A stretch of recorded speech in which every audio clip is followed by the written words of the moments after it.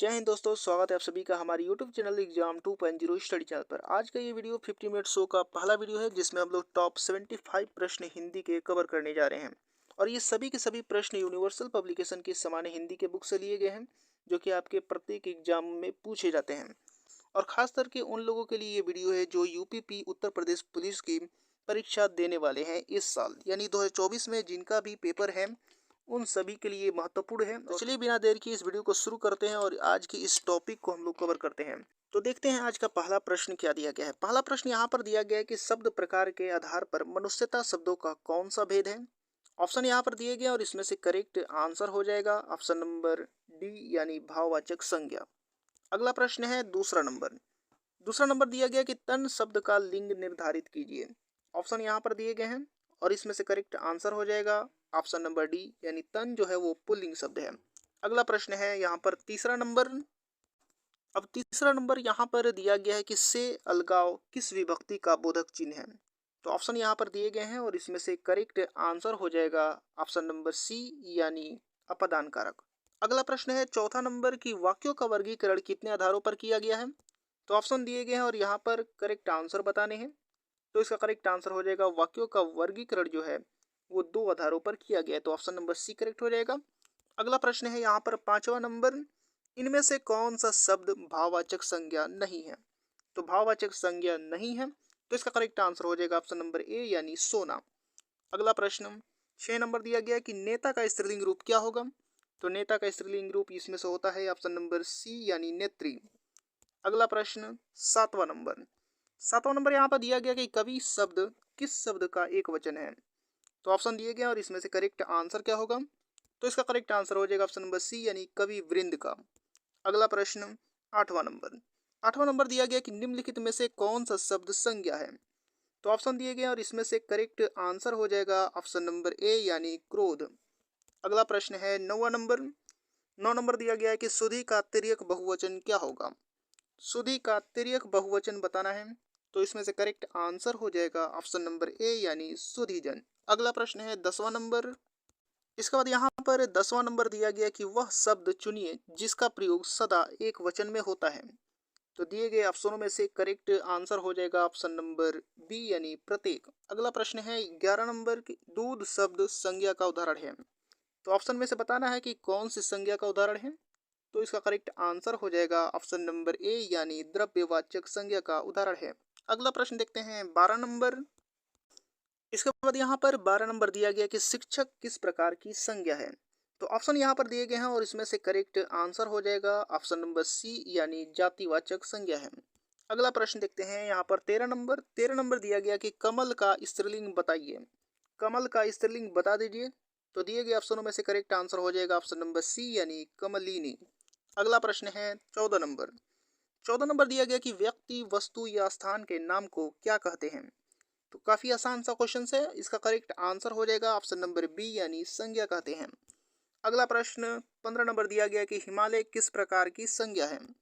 तो ऑप्शन यहाँ पर दिए गए हैं और इसमें से करेक्ट आंसर हो जाएगा ऑप्शन नंबर डी यानी व्यक्तिवाचक। इसके बाद अगला प्रश्न यहाँ पर 16 नंबर दिया गया है फिसलन है। फिसलन बताना है दिए गए ऑप्शनों में से कि क्या है। तो दिए गए ऑप्शनों में से करेक्ट आंसर हो जाएगा ऑप्शन नंबर ए यानी भाववाचक संज्ञा है। अगला प्रश्न 17 नंबर दिया गया है कि निम्नलिखित में से कौन सा समूहवाचक संज्ञा नहीं है। आपको बताना है कि समूहवाचक संज्ञा कौन सा नहीं है दिए गए ऑप्शनों में से। तो इसका करेक्ट आंसर हो जाएगा ऑप्शन नंबर सी यानी दौड़। इसके बाद अगला प्रश्न यहाँ पर 18 नंबर दिया गया है कि गौ का सामान्य बहुवचन क्या है। तो ऑप्शन दिए गए हैं और इसमें से करेक्ट आंसर हो जाएगा ऑप्शन नंबर बी यानी गौवें। अगला प्रश्न है 19 नंबर है कि मंत्री शब्द का लिंग क्या है। मंत्री शब्द का लिंग बताना है। तो दिए गए ऑप्शनों में से करेक्ट आंसर हो जाएगा ऑप्शन नंबर डी यानी उभयलिंग है। अगला प्रश्न है 20 नंबर। अपवाद को छोड़कर वर्णमाला के अक्षरों के नाम किस लिंग में होते हैं। तो बताना है कि अपवाद को छोड़कर वर्णमाला के अक्षरों के नाम किस लिंग में होते हैं। तो इसका करेक्ट आंसर हो जाएगा ऑप्शन नंबर ए यानी पुल्लिंग। अगला प्रश्न देखते हैं 21 नंबर। इसके बाद यहाँ पर 21 नंबर दिया गया है कि हिंदी में कितने वचन होते हैं। तो ऑप्शन यहाँ पर दिए गए हैं और इसमें से करेक्ट आंसर हो जाएगा ऑप्शन नंबर ए यानी 2 वचन होते हैं। अगला प्रश्न है 22 नंबर की पुस्तक रखी है वाक्य में वचन बताइए। तो पुस्तक रखी है उसमें वचन क्या है? तो इसका करेक्ट आंसर हो जाएगा ऑप्शन नंबर बी यानी एक वचन है। अगला प्रश्न है 23 नंबर। हरिमोहन अपनी बहन को पुस्तक देता है, रेखांकित का कारक बताइए। तो बहन को पुस्तक देता है, इसमें कारक बताना है। तो ऑप्शन दिए गए हैं और इसमें से करेक्ट आंसर हो जाएगा ऑप्शन नंबर सी यानी कर्म कारक। इसके बाद अगला प्रश्न यहाँ पर 24 नंबर दिया गया कि निम्नलिखित में से कौन सा जोड़ा सही नहीं है। आपको जोड़ा बताना है कि सही नहीं है दिए गए ऑप्शनों में से। तो इसका करेक्ट आंसर हो जाएगा ऑप्शनों में से ऑप्शन नंबर सी यानी डिबिया डीबीएम। अगला प्रश्न है 25 नंबर। 25 नंबर दिया गया कि मैं चलती थी में मैं का बहुवचन क्या होगा। तो आपको बताना है कि मैं का बहुवचन क्या होगा। ऑप्शन दिए गए हैं और इसमें से करेक्ट आंसर हो जाएगा ऑप्शन नंबर ए यानी हम। अगला प्रश्न है 26 नंबर। 26 नंबर दिया गया कि इनमें से कौन सा पुल्लिंग शब्द स्त्रीलिंग शब्द में प्रत्यय लगाने से बना है। तो पुल्लिंग शब्द बताना है स्त्रीलिंग शब्द में प्रत्यय लगाने से जो बना हो।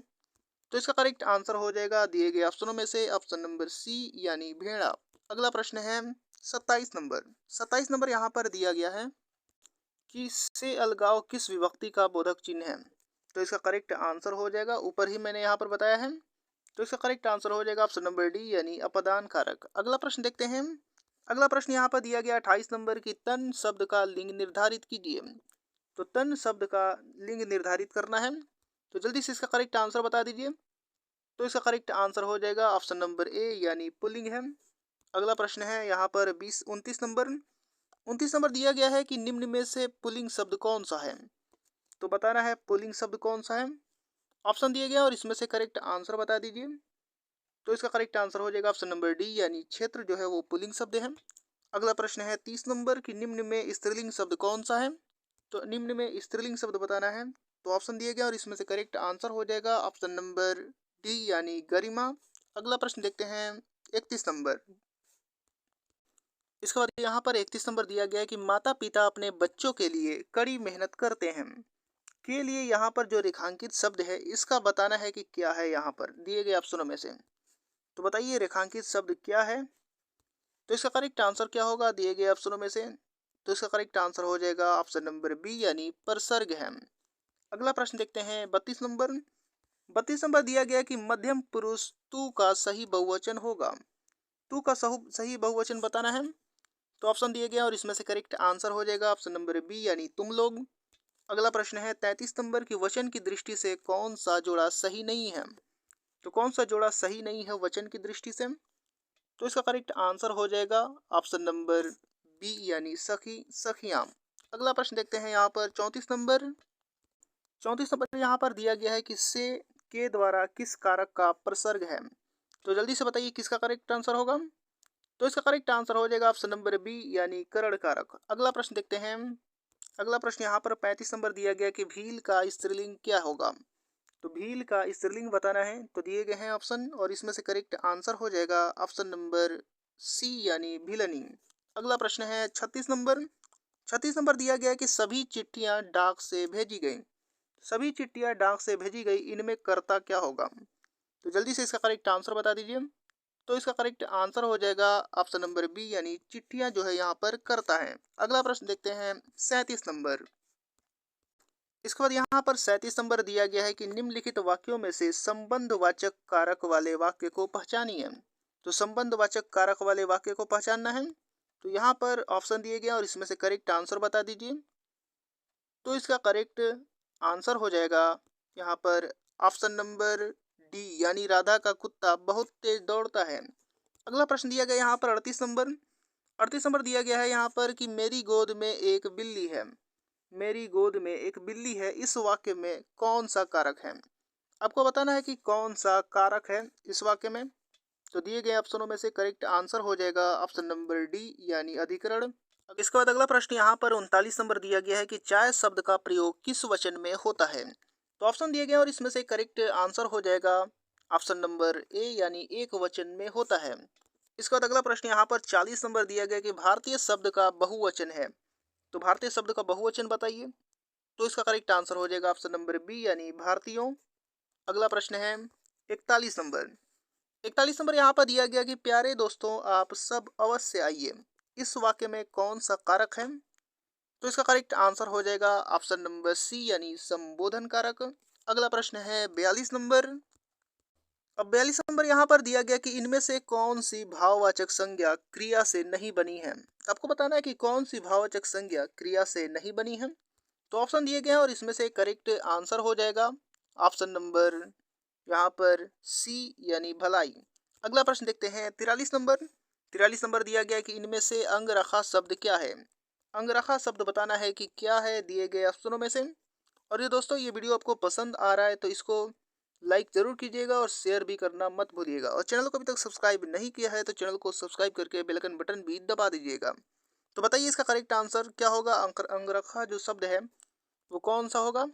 तो इसका करेक्ट आंसर हो जाएगा 43 नंबर का अंगरखा जो शब्द है वो तद्भव शब्द है। अगला प्रश्न है 44 नंबर की पंखा का बहुवचन क्या होगा। तो ऑप्शन यहाँ पर दिए गए हैं और इसमें से करेक्ट आंसर होगा ऑप्शन नंबर डी यानी पंखे। अगला प्रश्न यहाँ पर दिया गया है 45 नंबर। हे भाई मुझे बचाओ, हे भाई मुझे बचाओ इस वाक्य में कौन सा कारक है। तो ऑप्शन को पढ़िए और इसका करेक्ट आंसर बताइए। तो इसका करेक्ट आंसर हो जाएगा ऑप्शन नंबर बी यानी संबोधन कारक। अगला प्रश्न यहाँ पर 46 नंबर दिया गया कि प्रयागराज संज्ञा की दृष्टि से है। तो आपको बताना है कि प्रयागराज संज्ञा की दृष्टि से क्या है। तो ऑप्शन दिए गए और इसमें से करेक्ट आंसर हो जाएगा ऑप्शन नंबर सी यानी व्यक्तिवाचक है। अगला प्रश्न है 47 नंबर की निम्न में से कौन सा शब्द सदैव एक वचन में प्रयुक्त होता है। तो बताइए इसका करेक्ट आंसर। तो इसका करेक्ट आंसर हो जाएगा ऑप्शन नंबर ए यानी सहायता। अगला प्रश्न यहाँ पर 48 नंबर दिया गया है कि छाया शब्द का बहुवचन क्या होगा। तो बताइए इसका करेक्ट आंसर। तो दिए गए ऑप्शनों में से करेक्ट आंसर हो जाएगा ऑप्शन नंबर ए यानी छाया। छाया का बहुवचन खुद छाया होता है। अगला प्रश्न देखते हैं 49 नंबर। 49 नंबर यहाँ पर दिया गया है कि निम्नलिखित में से संबंध कारक के परसर्ग हैं। आपको संबंध कारक के परसर्ग बताना है। तो ऑप्शन दिए गए और इसमें से करेक्ट आंसर हो जाएगा ऑप्शन नंबर ए यानी का की के। इसके बाद अगला प्रश्न यहाँ पर 50 नंबर दिया गया है कि संज्ञा या सर्वनाम के जिस रूप से अलग होने का भाव प्रकट हो उसे निम्नलिखित में से क्या कहते हैं। तो ऑप्शन दिए गए हैं और इसमें से करेक्ट आंसर हो जाएगा ऑप्शन नंबर ए यानी अपादान कारक कहते हैं। अगला प्रश्न यहाँ पर दिया गया 51 नंबर की इनमें से कौन सा शब्द जातिवाचक संज्ञा है। तो दिए गए ऑप्शनों में से करेक्ट आंसर क्या होगा। तो इसका करेक्ट आंसर हो जाएगा जातिवाचक संज्ञा जो है वो ऑप्शन नंबर ए यानी मनुष्य है। अगला प्रश्न यहाँ पर दिया गया है 52 नंबर। मुझे छोटी बच्ची के लिए कुछ नए कपड़े खरीदने हैं। वाक्य में कौन सा शब्द कर्ता है। कर्ता बताना है जो वाक्य में यहाँ पर दिया गया है। तो दिए गए ऑप्शनों में से करेक्ट आंसर हो जाएगा ऑप्शन नंबर डी यानी मुझे। अगला प्रश्न 53 नंबर दिया गया है कि इनमें से कौन सा शब्द पुल्लिंग है। इनमें से कौन सा शब्द पुल्लिंग है। ऑप्शन दिए गए और इसमें से करेक्ट आंसर हो जाएगा ऑप्शन नंबर ए यानी यशस्वी। अगला प्रश्न 54 नंबर दिया गया कि वस्तु का बहुवचन क्या होगा। तो वस्तु का बहुवचन बताइए। तो इसका करेक्ट आंसर हो जाएगा ऑप्शन नंबर ए यानी सॉरी ऑप्शन नंबर सी होगा वस्तुएं। वस्तुएं यहाँ पर वस्तु का बहुवचन होगा। अगला प्रश्न है 55 नंबर। अब 55 नंबर यहाँ पर दिया गया कि इनमें से कौन सा शब्द वीरांगना का पुल्लिंग रूप है। तो वीरांगना का पुल्लिंग रूप बताना है। तो ऑप्शन दिए गए और इसमें से करेक्ट आंसर हो जाएगा ऑप्शन नंबर बी यानी वीर। अगला प्रश्न है 56 नंबर। 56 नंबर दिया गया कि इनमें से किस शब्द का प्रयोग हमेशा बहुवचन में होता है। तो बता दीजिए ऑप्शन दिए गए और इसमें से करेक्ट आंसर क्या होगा। हमेशा बहुवचन में प्रयोग होता है। इसका करेक्ट आंसर हो जाएगा ऑप्शन नंबर ए यानी होठ। अगला प्रश्न है 57 नंबर की यह मेरी पुस्तक है इस वाक्य में कौन सा कारक है। तो इसका करेक्ट आंसर क्या होगा। तो इसका करेक्ट आंसर हो जाएगा ऑप्शन नंबर ए यानी संबंध कारक है। अगला प्रश्न है यहाँ पर 58 नंबर। अब 58 नंबर यहाँ पर दिया गया है कि कवि का स्त्रीलिंग शब्द क्या है। तो कवि का स्त्रीलिंग शब्द बताना है। तो दिए गए ऑप्शनों में से करेक्ट आंसर हो जाएगा ऑप्शन नंबर बी यानी कवयित्री। अगला प्रश्न यहाँ पर 59 नंबर दिया गया कि शहर संज्ञा का कौन सा प्रकार है। तो बताना है कि शहर संज्ञा का कौन सा प्रकार है। तो ऑप्शन यहाँ पर दिए गए और इसमें से करेक्ट आंसर हो जाएगा ऑप्शन नंबर ए यानी जातिवाचक। अगला प्रश्न देखते हैं 60 नंबर। अब यहाँ पर 60 नंबर दिया गया है कि घड़ी संज्ञा का कौन सा प्रकार है। तो घड़ी बताना है संज्ञा का कौन सा प्रकार है। तो ऑप्शन दिए गए और इसमें से करेक्ट आंसर बताइए। तो इसका करेक्ट आंसर हो जाएगा ऑप्शन नंबर डी यानी जातिवाचक है। अगला प्रश्न 61 नंबर दिया गया कि किसका प्रयोग सदैव बहुवचन में होता है। तो किसका प्रयोग सदैव बहुवचन में होता है? तो ऑप्शन दिए गए और इसमें से करेक्ट आंसर हो जाएगा ऑप्शन नंबर ए यानी दर्शन का। अगला प्रश्न 62 नंबर दिया गया कि आदर देने एवं बड़प्पन हेतु किस वचन का प्रयोग होता है? तो इसका करेक्ट आंसर हो जाएगा ऑप्शन नंबर बी यानी बहुवचन का। अगला प्रश्न यहाँ पर 63 नंबर दिया गया कि भुजा का बहुवचन क्या है? तो भुजा का बहुवचन क्या होगा? तो ऑप्शनों में से करेक्ट आंसर हो जाएगा ऑप्शन नंबर बी यानी भुजाएं। अगला प्रश्न यहाँ पर 64 नंबर दिया गया कि दिए गए विकल्पों में से कौन सा शब्द पुल्लिंग स्त्रीलिंग दोनों में प्रयुक्त होता है? तो बताइए इसका करेक्ट आंसर। पुल्लिंग स्त्रीलिंग दोनों में प्रयुक्त होता है, इसका करेक्ट आंसर हो जाएगा दिए गए ऑप्शनों में से ऑप्शन नंबर डी यानी चित्रकार। अगला प्रश्न है यहाँ पर 65 नंबर। अब यहाँ पर 65 नंबर दिया गया है कि टिड्डी शब्द का बहुवचन क्या होगा? तो बताना है टिड्डी शब्द का बहुवचन क्या होगा? तो दिए गए ऑप्शनों में से करेक्ट आंसर हो जाएगा ऑप्शन नंबर बी यानी टिड्डी दल। अगला प्रश्न है 66 नंबर की लुटिया शब्द का बहुवचन क्या है? तो लुटिया शब्द का बहुवचन हो जाएगा दिए गए ऑप्शनों में से ऑप्शन नंबर सी यानी लुटिया। यहाँ पर चंद्र बिंदु होगा, ये याद रखिए। अगला प्रश्न देखते हैं यहाँ पर 67 नंबर। अब यहाँ पर 67 नंबर दिया गया कि बहू का बहुवचन क्या होगा? बहू का बहुवचन बताना है। तो ऑप्शन यहाँ पर दिए गए हैं और इसका करेक्ट आंसर हो जाएगा ऑप्शन नंबर सी यानी बहुएं। अगला प्रश्न देखते हैं। अगला प्रश्न दिया गया है यहाँ पर 68 नंबर की आजकल भारत की जनता भी अधिकाधिक शिक्षित हो गई है। तो आपको जनता बताना है कि शब्द कौन सा वचन है। तो इसका करेक्ट आंसर क्या होगा दिए गए ऑप्शनों में से? तो इसका करेक्ट आंसर हो जाएगा ऑप्शनों में से ऑप्शन नंबर ए यानी एक वचन है। अगला प्रश्न देखते हैं 69 नंबर यहाँ पर दिया गया है कि उसने टेढ़ी चाल चली। उसने टेढ़ी चाल चली वाक्य में कौन सा कारक है? तो ऑप्शन दिए गए और इसमें से करेक्ट आंसर बता दीजिए। तो इसका करेक्ट आंसर हो जाएगा ऑप्शन नंबर सी यानी कर्ता कारक है। अगला प्रश्न यहाँ पर 70 नंबर दिया गया कि निम्नलिखित में से कौन सा शब्द स्त्रीलिंग है? तो बताना है कौन सा शब्द स्त्रीलिंग है। ऑप्शन दिए गए और इसमें से करेक्ट आंसर बता दीजिए। तो इसका करेक्ट आंसर हो जाएगा ऑप्शन नंबर बी यानी योगिनी। अगला प्रश्न देखते हैं 71 नंबर। इसके बाद यहाँ पर 71 नंबर दिया गया कि शिक्षक ने पाठ पढ़ाया। शिक्षक ने पाठ पढ़ाया किस कारक का प्रयोग हुआ है यहाँ पर? तो जल्दी से इसका करेक्ट आंसर बता दीजिए। तो इसका करेक्ट आंसर हो जाएगा ऑप्शन नंबर ए यानी कर्ता कारक है। अगला प्रश्न यहाँ पर दिया गया 72 नंबर की निम्न में से कौन सा शब्द पुल्लिंग है? तो बताइए इसका करेक्ट आंसर कि कौन सा शब्द जो है यहाँ पर पुल्लिंग है। तो इसका करेक्ट आंसर हो जाएगा ऑप्शन नंबर बी यानी सागर। सागर जो है यहाँ पर पुल्लिंग है, ये याद रखना है। अगला प्रश्न देखते हैं यहाँ पर 73 नंबर। अब यहाँ पर 73 नंबर दिया गया कि मुझे आपके हस्ताक्षर चाहिए। तो इस वाक्य में हस्ताक्षर क्या है ये आपको बताना है कि हस्ताक्षर यहाँ पर क्या है। तो ऑप्शन दिए गए और इसमें से करेक्ट आंसर बता दीजिए। तो इसका करेक्ट आंसर हो जाएगा ऑप्शन नंबर बी यानी नित्य बहुवचन है, ये आपको याद रखना है। अगला प्रश्न देखते हैं 74 नंबर। अब 74 नंबर यहाँ पर दिया गया है कि सदा ही बहुवचन में प्रयुक्त होने वाला शब्द है। तो बताना है हमेशा बहुवचन में प्रयुक्त होने वाला शब्द कौन सा है। तो ऑप्शन यहाँ पर दिए गए हैं और इसमें से करेक्ट आंसर हो जाएगा ऑप्शन नंबर डी यानी दर्शन। अगला प्रश्न है यहाँ पर 75 नंबर। 75 नंबर यहाँ पर दिया गया कि पंडित शब्द का स्त्रीलिंग रूप क्या होगा। तो बताना है पंडित शब्द का स्त्रीलिंग रूप क्या होगा। तो ऑप्शन यहाँ पर दिए गए और इसमें से करेक्ट आंसर बता दीजिए।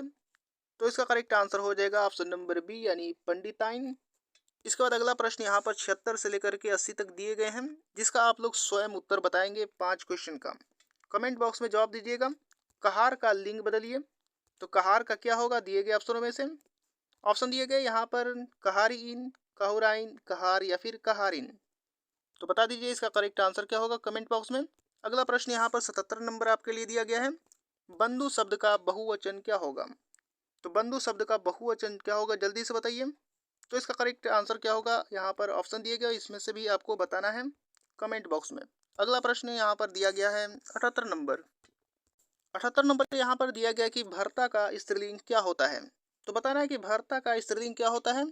तो ऑप्शन दिए गए हैं यहाँ पर भर्ती, भर्त्री या फिर भर्तारी या फिर भर्तिनी। इसका भी आप लोग कमेंट बॉक्स में जवाब देंगे। इसके बाद अगला प्रश्न यहाँ पर 79 नंबर दिया गया है कि लक्ष्मण राम का भाई है। लक्ष्मण राम का भाई है, इस वाक्य में कौन सा कारक है। इसका भी आप लोग कमेंट बॉक्स में ही उत्तर दीजिएगा।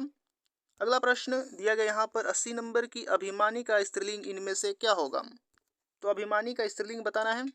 तो इसका करेक्ट आंसर मैं आपको बता दे रहा हूँ। इसका करेक्ट आंसर हो जाएगा ऑप्शन नंबर सी यानी अभिमानिनी। ऑप्शन नंबर सी करेक्ट हो जाएगा। बाकी के 4 जो प्रश्न हैं उसका आप लोग कमेंट बॉक्स में उत्तर बताइएगा। तो मिलते हैं अगले वीडियो में अगले प्रश्न के साथ।